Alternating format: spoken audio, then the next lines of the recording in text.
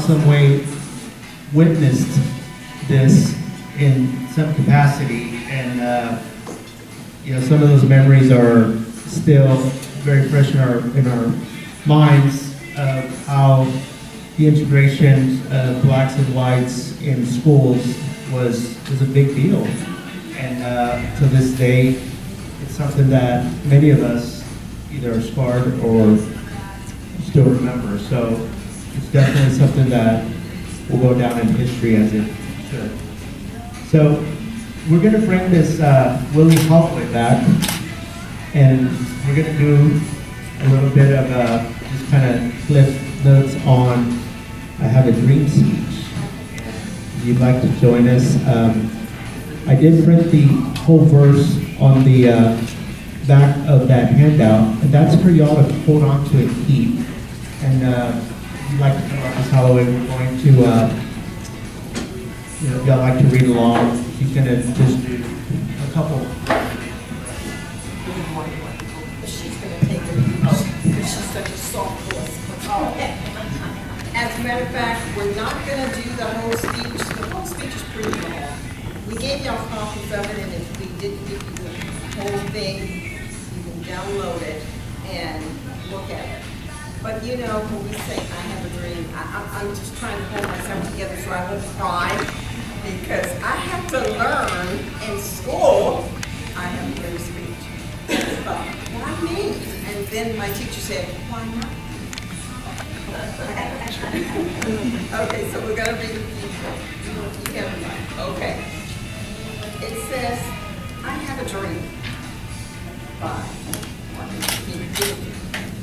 I'm happy to join you today in what will go down in history as the greatest demonstration of freedom in the history of our nation. 50 years ago, a great America in whose symbolic shadows we stand today, signed the Emancipation Proclamation. This decree came as a great beacon of light, of hope to millions of Negro slaves who had been killed in flames of withering injustice. It came as a joyous daybreak to the end of the long night of their captivity. But 100 years later, the Negro still is not free. 100 years ago, later, the life of the Negro is still sadly crippled by the menace of segregation and the chains of discrimination. 100 years ago, the Negro lived on a lonely island of poverty in the midst of a vast ocean of material properties.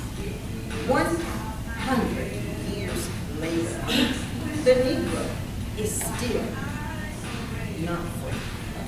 American society finds itself in exile in its own country, own language. So we have come here today to dramatize a shameful condition. In a sense, we have come to our nation capital to catch us. When an architect of our republic wrote the magnificent word of the Constitution and the Declaration of Independence, they were signing a promissory note to which every American was to fall heir to. This note was a promise that all men, yes, black men as well as white men, would be granted the unalienable rights of life, liberty, and the pursuit of happiness. I have a dream. I have a dream. Every hill and mountain shall be made low. The rough places will be made plain, and the crooked places will be made straight. And the glory of the Lord shall be revealed, and all flesh shall see it together. This is our hope. This is the faith that I will go back to the South with. With this faith, we will be able to hew out the mountains of despair a stone of hope. With this faith, we will be able to transform the jangling discord of our nation into a beautiful symphony of brotherhood. With this faith, we will be able to work together, to pray together, to struggle together, to go to jail together, knowing that we will be free one day. This will be the day when all of God's children will be able to sing with a new meaning.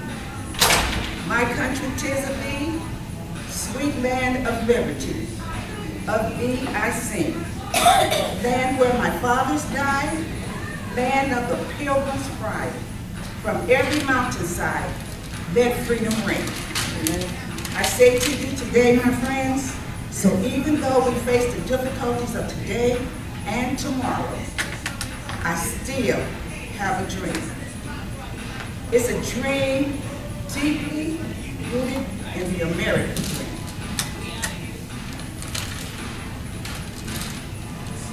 I have a dream that one day this nation will rise up and live out the true meaning of its creed. We hold these truths to be self-evident that all men are created equal. Amen. I have a dream. Let freedom ring.